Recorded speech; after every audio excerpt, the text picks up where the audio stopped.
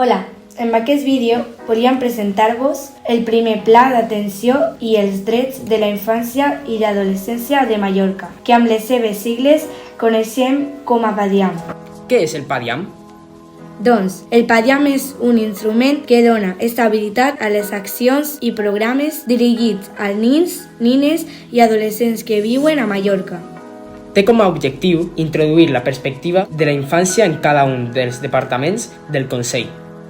És important recordar que el PADIAM dona resposta al marc legal vigent que obliga al Consell de Mallorca a dirigir la planificació de les polítiques d'atenció a la infància i adolescència a l'illa de Mallorca. El PADIAM s'ordena en 10 temes o eixos implicats en el desenvolupament integral dels nens, nines i adolescents. Aquests temes o eixos es treballen a través de 3 grups de feina que anomenem òrgans de participació. En primer lloc, la Mesa de Coordinació Tècnica, formada per representants de cada un dels departaments del Consell de Mallorca. És l'encarregat de la coordinació interna de les actuacions planificades al PADIAM. Per altra banda, està la Comissió Insular de Coordinació en Infància i Adolescència, conformada per representants d'altres administracions i entitats. Té com a objecte primordial de treball la coordinació externa entre el Consell de Mallorca i altres administracions públiques, entitats del tercer sector i altres col·lectius de la xarxa d'entitats.